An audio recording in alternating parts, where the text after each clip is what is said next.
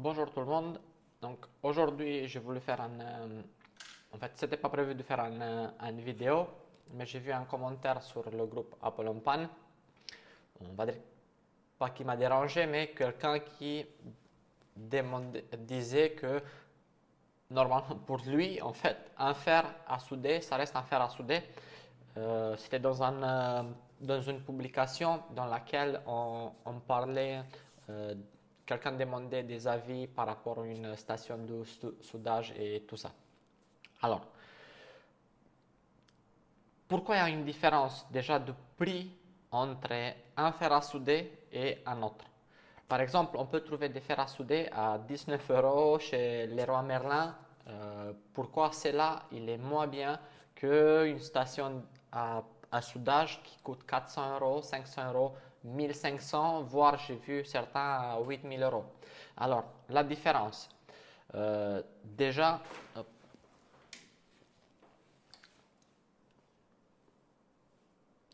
par exemple, par rapport, c'est là. Ça, c'est une station de soudage de chez ACO. Dans le domaine professionnel, c'est l'entrée de gamme. Même si une station comme ça coûte dans les 300-400 euros, sans compter les fers. Il y a une seule fer qui vient avec. Et chaque fer, par exemple, coûte dans les 50 à 70 euros en fonction de ce qu'il fait. Donc, quelle est la différence entre celle-là et un fer qu'on achète chez Leroy Merlin à 19 euros? Par exemple, celle-là, c'est pas une fer à souder, c'est une pompe à dessoudage. Alors, et les fers qui sont de chez Leroy Merlin sont plus ou moins la même chose. Donc, vous avez un fer avec un embout qu'on peut remplacer en fonction de ce qu'on fait, avec un petit câble qui se branche à la prise et c'est tout. Donc il n'y a pas de réglage de température, il n'y a pas de réglage de comment il va interagir et vous savez en fait rien. Donc vous le mettez dans la prise, il ne va jamais vous dire quand il est chaud à sa plus haute température par rapport à une station ou un fer à souder plus ou moins professionnel qui vous annonce et vous indique la température. Donc celle-là par exemple, je l'ai acheté 12 euros parce que je ne fais pas beaucoup de dessoudage, par exemple des pièces qui traversent les cartes, mais je me suis dit c'est bon, j'achète celle-là, ça va me faciliter un peu la vie à la place de faire avec un fer à souder et tresse à dessouder, ça prend assez de temps. Mais vous savez quoi? J'ai pas gagné plus de temps avec celle-là. Pourquoi? Parce qu'il ne fait pas son boulot.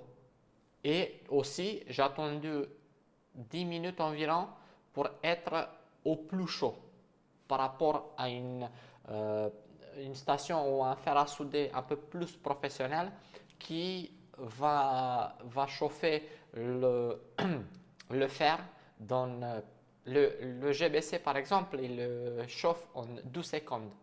Dans 12 secondes, il arrive de 150 degrés, c'est la température quand il est en veille, si je ne dis pas de conneries, à 450 degrés ou 350, ça dépend à combien vous l'utilisez.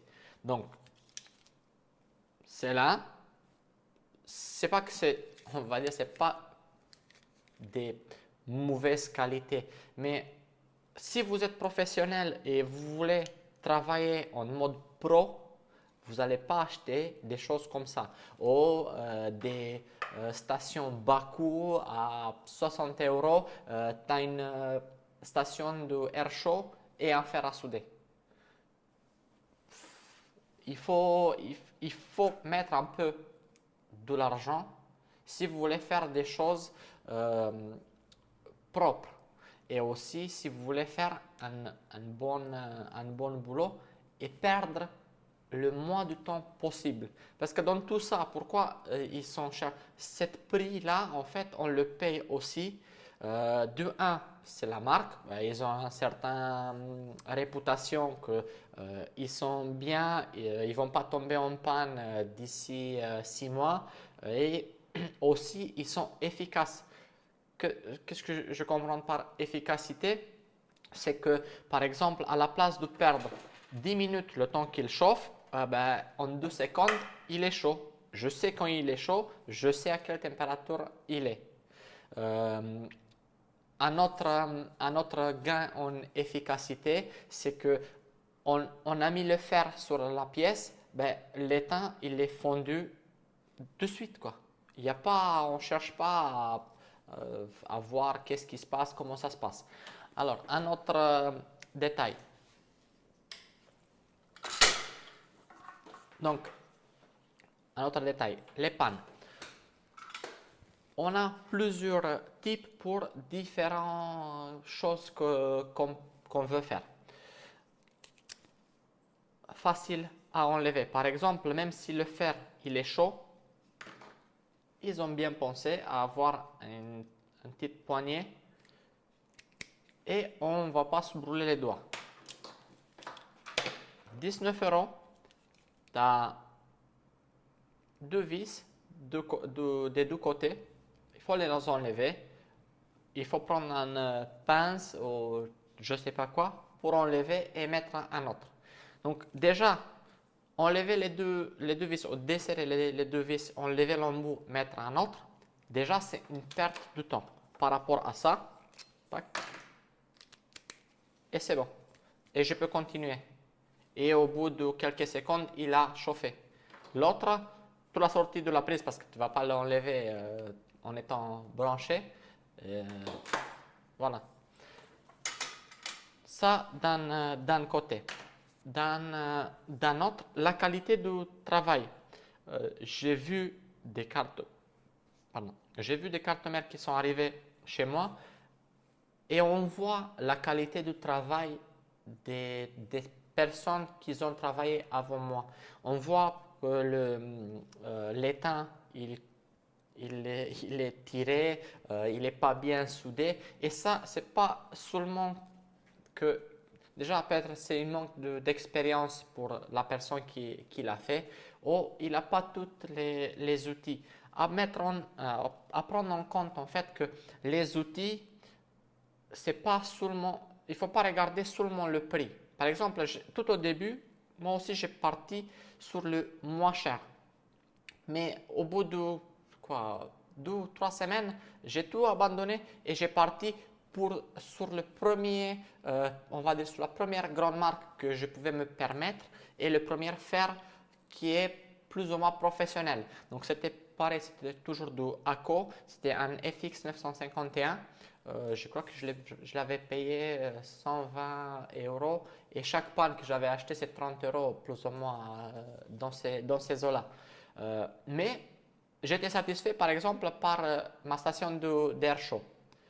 À ce moment-là, je me suis dit c'est bon, elle fait le boulot. Pour les choses que moi j'avais besoin, ça fait le boulot. Pour arriver 9 mois plus tard, j'étais en train de travailler et faire quelque chose. C'est pas qu'elle explose, mais elle court-circuit pendant que je suis en train de travailler. Elle fait une étincelle, toutes les disjoncteurs sautent dans tout le bâtiment et heureusement c'était une installation qui va bien. Imagine certains, j'imagine aussi ceux qui vont essayer d'acheter on va dire le moins cher possible. Peut-être c'est quelqu'un comme moi qui commence dans la micro-soudure ou dans la soudure en général. Donc tu es à la maison, peut-être tu as une faible réseau. Imagine, tes 19 €, tes 50 € pour une station d'air chaud vont te faire griller ta installation électrique. Et je ne vais pas te dire combien ça coûte une installation électrique. Donc ça, bon, j'exagère peut-être. Peut-être ce n'est pas le cas. Certains ils vont me dire le contraire. Mais faites comme vous voulez. Mais ne dites pas que 19 € c'est la même chose qu'un fer aux stations de soudage à 400 € et il peut très bien faire le boulot. À la fin, on peut arriver presque à la même chose. Mais si tu es professionnel, tu travailles, tu gagnes ta vie avec ça, tu vas faire quoi? Tu vas essayer de dessouder et souder quelque chose pendant 1 heure et demie avec ça, ou tu vas faire 3 minutes avec celle-là et c'est bon, tu peux passer à autre chose. Imagine par exemple, simplement pour faire un remplacement d'un connecteur. On ne va même pas parler des iPhones, on va partir sur du MacBook.